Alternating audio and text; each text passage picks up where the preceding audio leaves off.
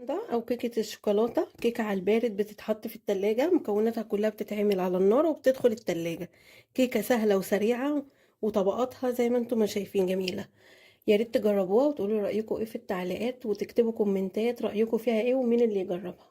اول خطوة هنعملها، عندنا نص كوباية مية، 4 معالق زبدة، 3 معالق كاكاو، عندنا 4 معالق سكر، والبسكوت بتاعنا ممكن تختاروا اي نوع بسكوت تحبوه. انا هختار البسكوت الساده.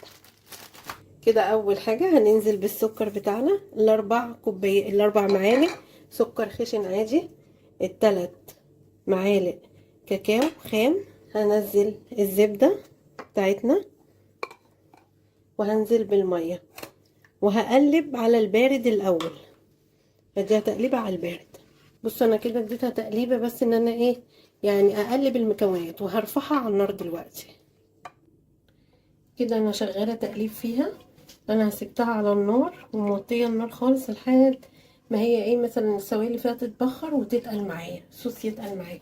بصوا بقى شايفين هي ابتدت معايا اهي، السوائل ابتدت تتبخر وهي ابتدت ايه زي ما بنقول كده على الاكل تتسبك. هي ابتدت ان هي تتقل معايا، هي كده. بصوا كده تمام قوي، ده السمك بتاعها كويس جدا. هطفي عليها. بصوا انا كده هبدا انزل بالبسكوت بتاعنا في البوله. بصوا الصوص بتاعنا انا مش هنزل بيه كله مره واحده، هنزل شويه شويه. يعني انا نزلت كده بنصهم وهركنه وهبدا اقلب. هنزل بالباقي اهو عشان انا هحتاجه كله. انا عايزاه يبقى ايه متجانس، يعني ماسك في بعضه. اقلب فيه لحد ما يتشرب البسكوت بتاعنا. بصوا انا كده خلصت اهو التقليب. هحط بقى في الايه في الطاجن بتاعنا اللي هنرص فيه الطبقات. دي كده معانا اول طبقه. كده انا فرشت اول طبقه. اول طبقه معانا خلصت، هدخلها التلاجة لحد ما نجهز تاني طبقه. هنا ايه بقى؟ عندنا 3 كوبايات لبن، 4 معالق نشا كبيره، انا عامله بالمعياري دوت او اي معيار عندكم. 3 معالق كبيره دقيق. عندنا سكر، عندنا السكر بتاعنا نص كوبايه سكر. عندنا كيس فانيليا او معلقه فانيليا صغيره، ورشه ملح، ومعلقه كبيره زبده. هنبدا دلوقتي هنشوف هنعمل ايه في المكونات. هننزل بالمكونات بتاعتنا وهنقلبها على البارد قبل ما نرفعها على النار. 3 كوبايات لبن اهمت. عندنا ال4 معالق نشا. انا هنزل النشا وهدي تقليبه الاول.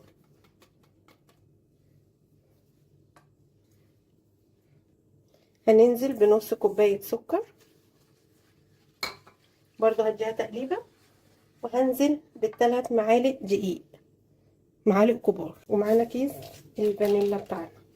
هدي تقليبه كويسه قبل ما ارفعها على النار. معلقه رشه الملح دي انا هحطها عادي في المعلقه اللي احنا بنعاير بيها، هحطها بعد ما انزل بالزبده. الزبده هتنزل بعد ما المكونات بتاعتنا تغلي على النار. كده انا اديتها تقليبه كويسه، هرفعها على النار. بصوا انا كده هي اترفعتها على النار وعماله اقلب فيها. انا مش عايزه ايدي تترفع منها عشان دي فيها نشا ودقيق، فلازم ان انا افضل اقلب فيها. في الاول انا مخليها كانت النار عاليه، وهبدا دلوقتي اهدي عليها النار. بصوا بقى كده انا شغاله تقليب، ما شلتش ايدي. القوام ابتدى يتقل معايا. هنزل برشه الملح اللي انا قلت لكم عليها في الاول اهي، وهنزل بمكعب الزبده بتاعي، شايفين؟ وبرضه هفضل اقلب. بصوا ابتدى يسيح ليه، عشان هو اصلا الخليط بتاعنا يعني ابتدى يتقل. وشغاله في التقليب. بصوا ابتدى الخليط بتاعنا خلاص يتقل اهو. احنا ليه بنحط معلقه الملح او رشه الملح، سوري مش معلقه دي رشه، يعني حاجه بسيطه قوي ديت عشان تعدل الطعم معانا. يا ريت بقى يا حبايب قلبي اللي متابعني، لو انتوا لسه بتتفرجوا الفيديو لغايه دلوقتي، تعملوا شير واشتراك للقناه وتفعلوا زر الجرس وتبعتوا الفيديو لاصحابكم. بصوا شايفين ابتدت تتقل ازاي؟ يعني هي دي مهلبيه يعتبر. خليط كده فظيع اهو. بصوا ابتدى يتقل ازاي. وبكده خلاص هبدا اطفي عليه وهسيبها تهدى بس لمده 3 دقايق ولا حاجه، البخار بس يطلع منها. وهنزل على على الطبقه الاولى، تبقى دي الطبقه التانية اهي. كده جبت الطبقه الاولى من التلاجة وهبدا انزل بالطبقه التانية. شايفين؟ معلش اعذروني بس كنت بحط المضرب اهو. هبدأ انزل كده بيها، هي سخنة، هنا سبتها بس ايه تتهوى، لكن ما سبتهاش تبرد عشان لو بردت هتمسك في بعضها. شايفين؟ دي تاني طبقة معانا كده خلصت. انا فردتها بس مرضتش ادوس عليها قوي عشان خاطر ما تسيحش مني الطبقة اللي تحت. هدخلها التلاجة مش اقل من ساعة ونجهز الطبقة التالتة. تالت طبقة معانا كيس كريم شانتيه. بصوا دي البولة اللي انا كنت حاطة فيها اللبن، مش مشكلة خالص. ومعانا نص كوباية مية متلجة.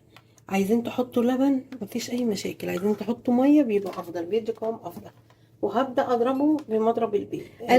انا عايزة القوام بتاعي اللي هو بصوا تيجي ترفعه كده المضرب يبقى عامل ايه منقار كده. شايفين تقيل ازاي؟ بصوا كده ده تمام. هسيبه بقى في التلاجة لحد ما نطلع الكيكة ونحط تالت طبقة. كده تالت خطوة بقى معانا جاهزة اهي.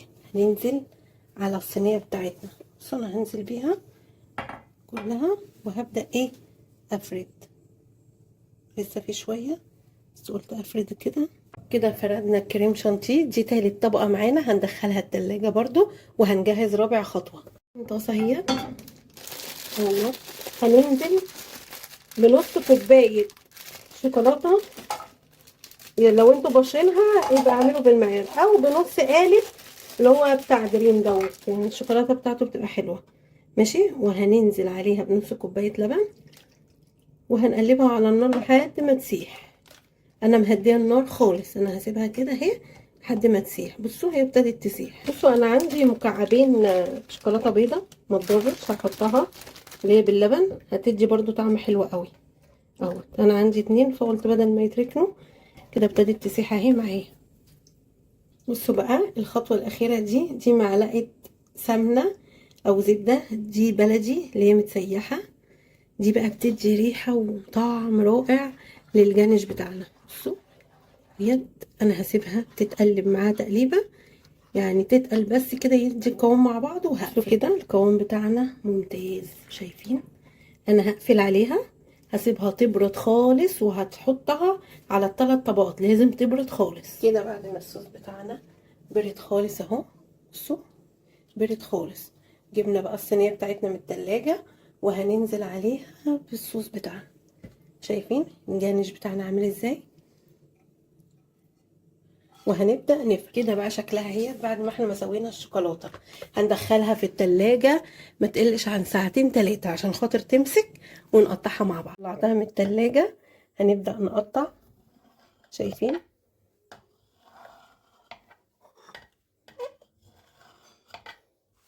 هي كانت المفروض تتساب في التلاجة شوية بس انا بصراحة مستعجلة عليها اهو. ونبدأ نطلع قطعة ونشوف الجمال.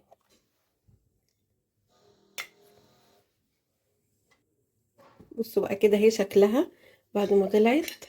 شايفين الطبقات بتاعتها، طبقة البسكوت وطبقة الكريمة وطبقة الكريم شانتيه اهي.